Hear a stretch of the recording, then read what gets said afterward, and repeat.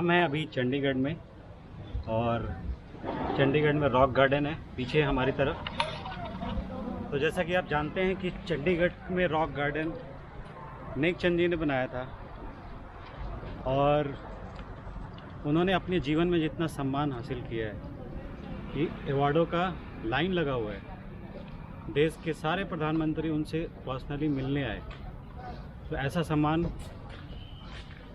किसी आम इंसान को मिल नहीं सकता और इसीलिए उनको पद्मश्री अवार्ड से नवाजा भी गया है।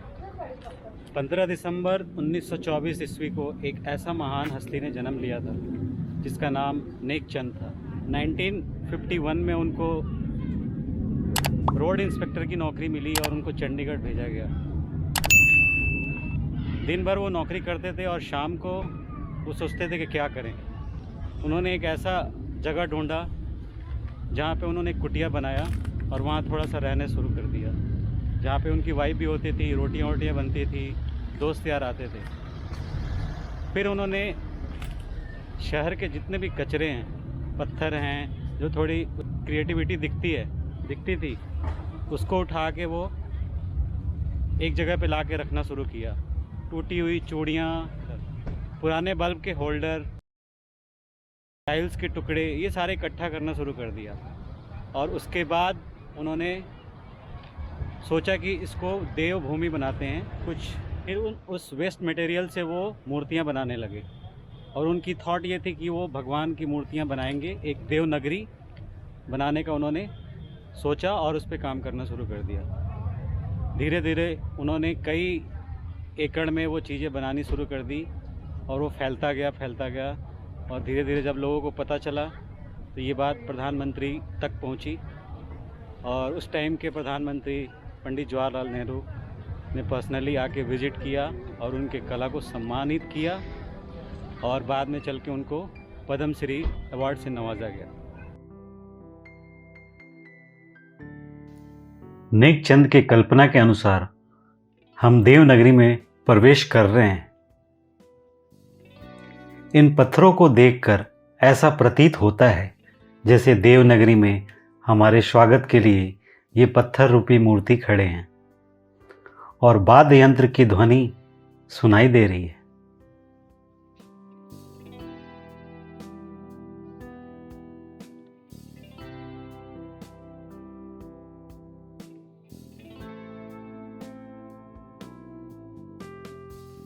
ये बल्ब के टूटे हुए होल्डरों से कितना सुंदर प्रारूप दे दिया गया है।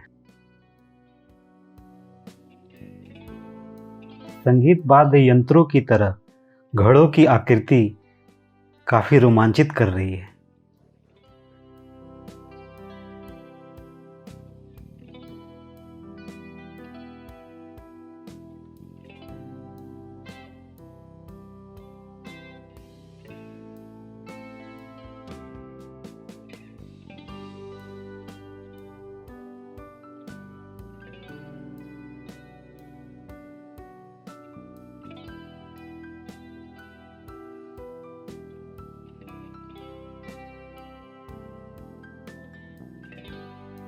नेक चंद ने सबसे पहले रॉक गार्डन बनाने से पहले ये हट बनाया था और यहीं पे वो रहते थे और उनकी वाइफ भी रहती थी। रोटियाँ वोटियाँ सेकते थे, दोस्त यार आते थे और उसके बाद उनको धीरे धीरे दिमाग में आया।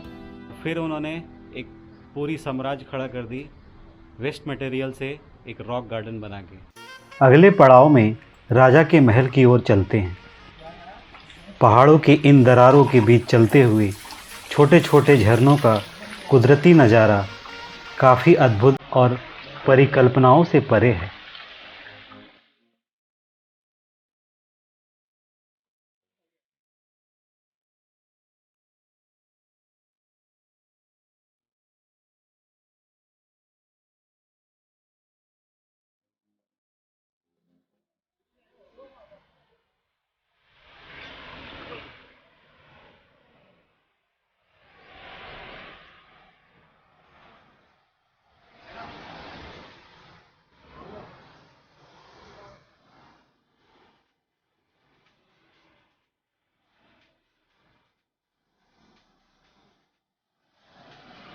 इन झरनों के ऊपर राजा का महल है। वाकई इसे देखकर मन प्रसन्न हो गया।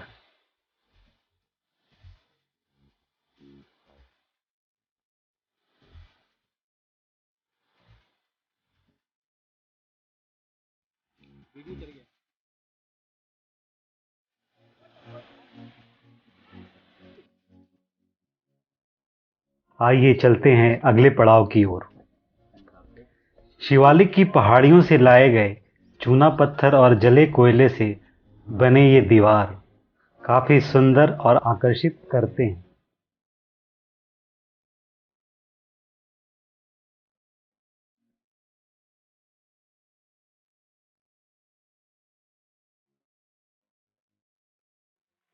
ये पहाड़ी गांव के छोटे छोटे घरों से पानी नीचे की तरफ गिरती है और झरने का प्रारूप ले लेती है।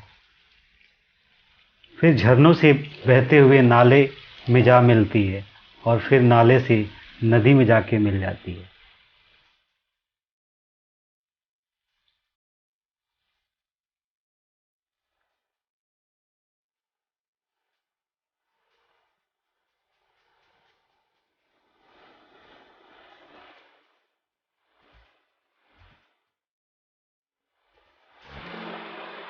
वाह, राजा का महल तो काफी मनमोहक है।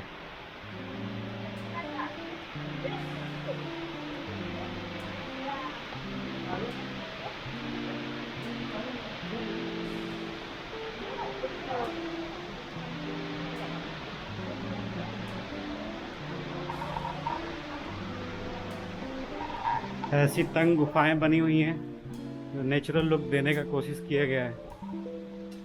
और ये एक एक पत्थर काफ़ी मेहनत से ढूंढ के इसको बनाया गया है। और ये जो भी आप पत्थर देख रहे हैं ये बिल्कुल ही डिफरेंट पत्थर है और इसको ढूंढने में काफ़ी मेहनत किया है निक जी ने।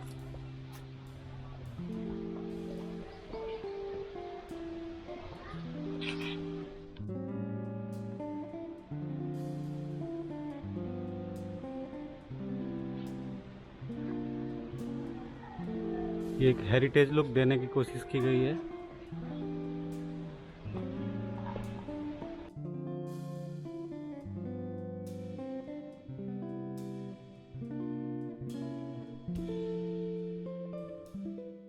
यहाँ रानियां अपनी दासियों के साथ स्नान करती थी।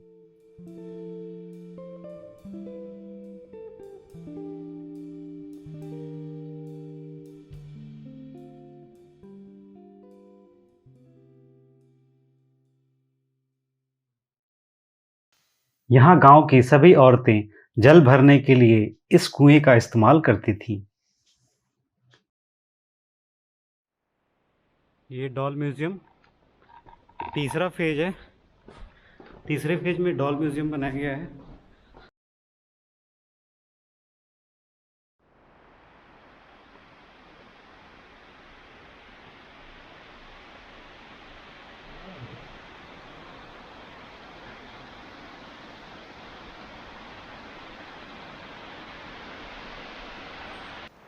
आगे एक और राजा का महल है और झरने के ऊपर से राजा अपनी प्रजा को निहार रहा है।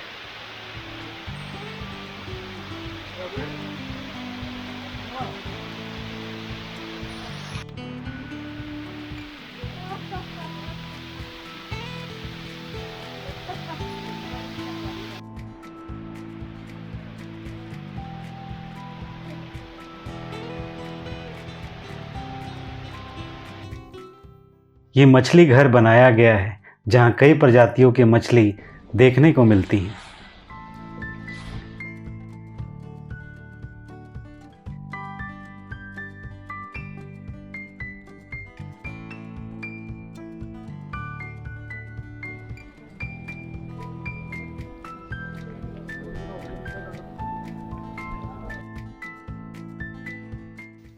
डॉल म्यूजियम में आपका स्वागत है।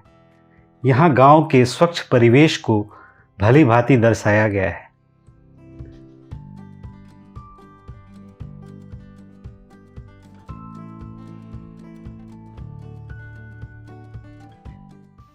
शिक्षक छात्रों को पढ़ाते हुए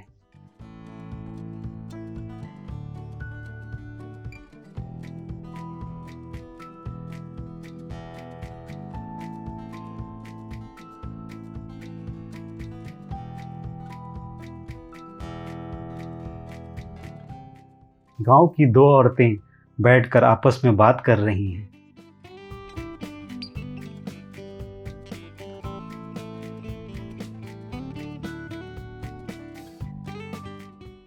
बड़े ताऊ हुक्का पी रहे हैं।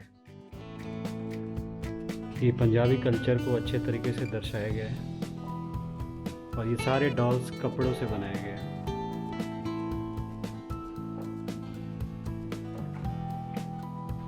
एक माँ अपने बच्चे के साथ झूला झूल रही है। So cute. और यहाँ बन रहा है खाना। रोटियां तैयार हैं और हमें भूख भी लगी है। सुपर।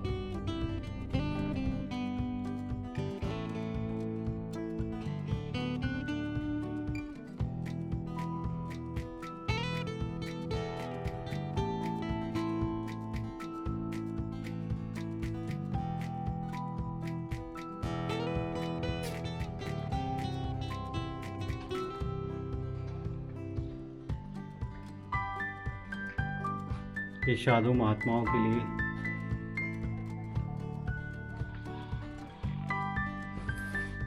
काफ़ी खूबसूरत तरीके से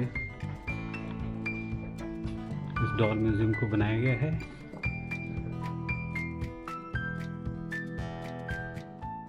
डोली में बैठी दुल्हन और दूल्हे राजा घोड़े पे सवार होकर निकल पड़े हैं। ढोल ताशे बज रहे हैं। काफ़ी खूबसूरत चित्रण।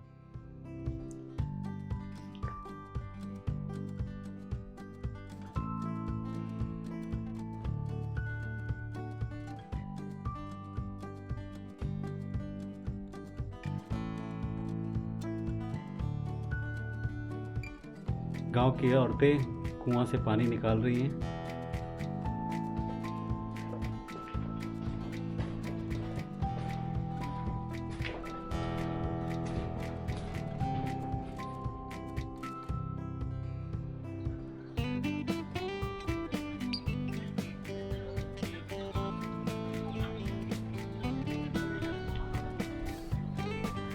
यहाँ झूले लगे होते हैं।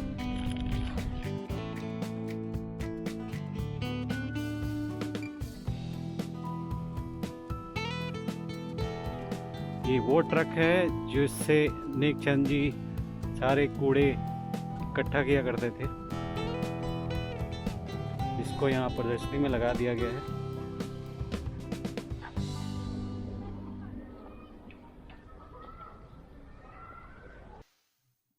टूटे टाइल से बने ये खूबसूरत स्टैचू, इन मूर्तियों द्वारा समाज के सभी वर्गों को दर्शाया गया है, जहां उच्च और मध्यम वर्गों को भली भांति दिखाया गया है।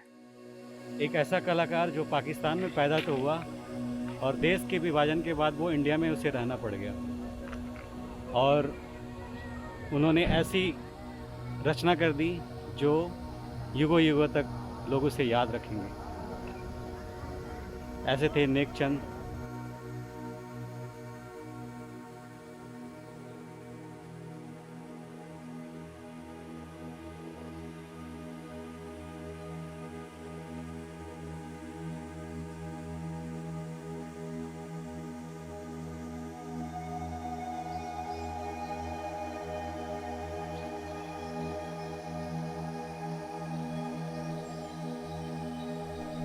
तो एक कलाकार जो निस्वार्थ अपनी कला का प्रदर्शन किया और वो आज पूरे भारत का गौरव बना हुआ है। आज प्रतिदिन 5000 लोग रॉक गार्डन को रोज़ देखने आते हैं और ये ताजमहल के बाद दूसरा ऐसा पर्यटक स्थल है जहाँ पे लोग इतनी भारी मात्रा में आते हैं। लेकिन नेक चंद ने जो काम किया है वो इतिहास के पन्नों में सदा के लिए अमर है। तो आप जब भी आएँ चंडीगढ़ आएँ और रॉक गार्डन ज़रूर आएँ। काफ़ी बड़े एरिया में है और छोटी छोटी कलाकृतियाँ हैं। इसको देख के आपका मन खुश हो जाएगा और आपको बड़ा आश्चर्य होगा कि एक इंसान इतनी सारी चीज़ें, इतनी सारी स्टैचूज कैसे बना सकता है, वो भी वेस्ट मटेरियल से।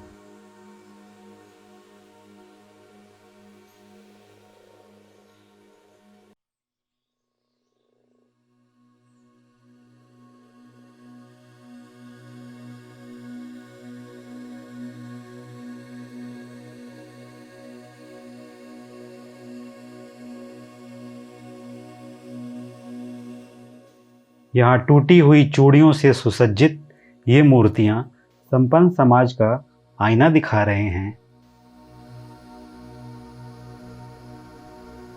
उस टाइम पे बिजली तो थी नहीं, वो साइकिल के टायर जला के रात को मूर्तियाँ बनाते थे, दिन में गवर्नमेंट नौकरी करते थे। उन्होंने ये भी बोला है नेकचंद ने कि जब ठंड कड़ाके की ठंड होती थी तो वो जो बोरी की चट्टी होती थी उसको अपने सर को ढक के और फिर रात को वो काम करते थे। और ऐसा काम कौन कर सकता है? या तो इंसान वो पागल हो या एक जुनूनी कलाकार हो, और वो सारे जुनून उनके इन कलाकृतियों में देखने को मिलता है। तो आशा करता हूँ कि आप चंडीगढ़ आएंगे और रॉक गार्डन ज़रूर आएंगे। तो इसी के साथ हमारा ब्लॉग समाप्त होता है। मिलते हैं अगले ब्लॉग में। अगर ये ब्लॉग पसंद आई हो तो लाइक करें, सब्सक्राइब करें और अपने दोस्तों को भी फॉरवर्ड करें, ताकि उनको भी पता चले कि चंडीगढ़ में कुछ खास है। और हाँ, नेकचंद जी के बारे में ज़रूर बताना। Thank you so much.